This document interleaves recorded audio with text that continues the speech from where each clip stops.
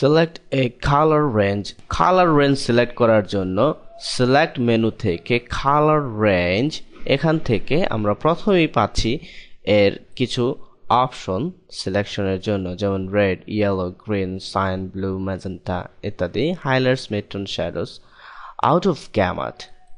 ওকে, এখন এই সমস্ত সিলেকশনের বাহিরেও আমরা সিলেক্ট করতে পারি সিম্পল কালার সিলেকশনের মাধ্যমে। এখানে আমরা যে সমস্ত ইমেজগুলো দেখে থাকবো সেই সমস্ত ইমেজগুলোর যে কালারগুলোকে আমরা সিলেক্ট করতে চাচ্ছি সেখানে শুধুমাত্র ওয়ান ক্লিক করে এর আইড্রপারের সাহায্যে স্যাম্পল কালারগুলোকে ডিফাইন করে দিতে পারি।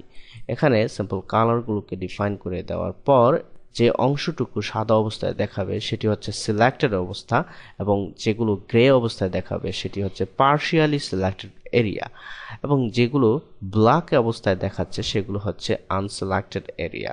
যদি আমরা ইমেজটাকে দেখতে চাই সেক্ষেত্রে সাধারণত ইমেজ আমরা ব্যবহার করে থাকি এর এন্টায়ার যে ইমেজগুলোর উপরে সিলেকশন আমরা করে থাকবো সেই ইমেজটি যদি ভিজিবল না থাকে অথবা স্ক্রিন এর বাইরে চলে যায় সেক্ষেত্রে আমরা এই ইমেজটিকে ব্যবহার করে দেখে থাকি। সিলেক্ট করা অবস্থায় ইমেজটিকে দেখতে চাইলে সেক্ষেত্রে আমরা কন্ট্রোল প্রেস করলে এই সিলেকশনটি আমরা দেখতে পাবো, আর শুধুমাত্র ওয়ান ক্লিক করে এর পোর্শনগুলোকে সিলেক্ট করে নিতে পারবো। হ্যাঁ, এখানে আমরা প্রিভিউ হিসেবে দেখে নেব যে কি ধরনের সিলেকশন ঘটতেছে। এখান থেকে অন্যান্য কালারগুলোকে অ্যাড করার জন্য প্লাস আইড্রপার ব্যবহার করতে পারি। হ্যাঁ, অন্যান্য কালারযুক্ত এরিয়াগুলোকে আমরা অ্যাড করতে পেরেছি সিলেকশনের জন্য। মাইনাস করার জন্য কালার রেঞ্জগুলোকে মাইনাস আইড্রপার ব্যবহার করে মাইনাস করতে পারি। হ্যাঁ, নিচে রয়েছে সিলেকশন প্রিভিউ। এখানে যে সিলেকশন প্রিভিউটি আমরা লক্ষ্য করতে পারতেছি সেই সিলেকশন প্রিভিউটি হচ্ছে গ্রে স্কেল অবস্থা, black matte, white matte, quick mask.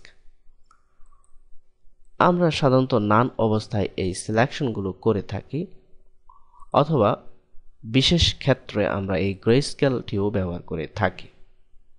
যদি আমরা এখানে ইমেজ ব্যবহার করি সেক্ষেত্রে আমরা এই সিলেকশন প্রিভিউটি ভালোভাবে বোঝার জন্য এখান থেকে গ্রে স্কেল ব্যবহার করতে পারি। সিলেকশনটি যদি ইনভার্ট করতে চাই সেক্ষেত্রে ইনভার্ট অপশনটি ব্যবহার করতে পারি। এখানে সিলেকশনের ফুজিনেস আমরা ব্যবহার করব, কারণ ফুজিনেস ব্যবহার করলে এর কালার রেঞ্জ কমিয়ে বাড়িয়ে ব্যবহার করতে পারি। এখন যদি আমরা এর কালার রেঞ্জ পুরোপুরি বাড়িয়ে ব্যবহার করতে চাই সেক্ষেত্রে এর মান 200 ব্যবহার করা যেতে পারে, আর যদি 0 ব্যবহার করি এর কোনো কালার রেঞ্জ থাকবে না। স্লাইডারটির সাহায্যে আমরা এর অ্যাডজাস্টমেন্ট ঘটিয়ে ব্যবহার করতে পারি এর কালার রেঞ্জগুলো। ডান দিকে রয়েছে সেভ। আমরা যে সমস্ত কার্যগুলো এখন করলাম সেগুলো যদি সেভ করে রাখতে চাই সেক্ষেত্রে সেভ বাটনে প্রেস করে এক্সটি এক্সটেনশন হিসেবে সেভ করতে পারি যে কোনো জায়গায়, এবং পরবর্তীতে অন্যান্য ইমেজের ক্ষেত্রে লোড করে তা আবার ব্যবহার করতে পারি। যদি আমাদের সিলেকশন প্রক্রিয়াটির ভিতরে কোনো প্রকারের ত্রুটি থেকে থাকে সেক্ষেত্রে অল্ট প্রেস করে ক্যান্সেল বাটনটিকে রিসেটে পরিণত করে রিসেট করে নিতে পারি। আগের মতো আবার সিলেকশনের কাজ চালাতে পারি এই কালার রেঞ্জ ডায়ালগ বক্সের সাহায্যে।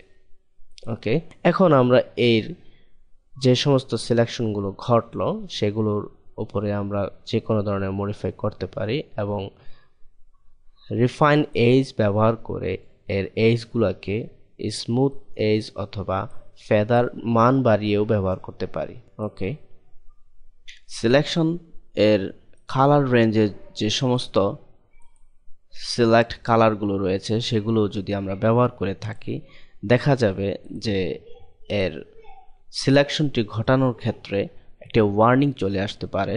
সেই ওয়ার্নিংটি হচ্ছে no pixel are more than 50% selected, the selection age will not be visible। অর্থাৎ কোনো প্রকারের সিলেকশন সে করতে পারবে না, কারণ 50% সিলেকশন সে যদি করতে না পারে যে ফুজিনেস আমরা ব্যবহার করেছি, অথবা যদি কোনো কালার না থাকে সে সমস্ত সেক্ষেত্রে এই ধরনের অপশন আমরা পেতে পারি।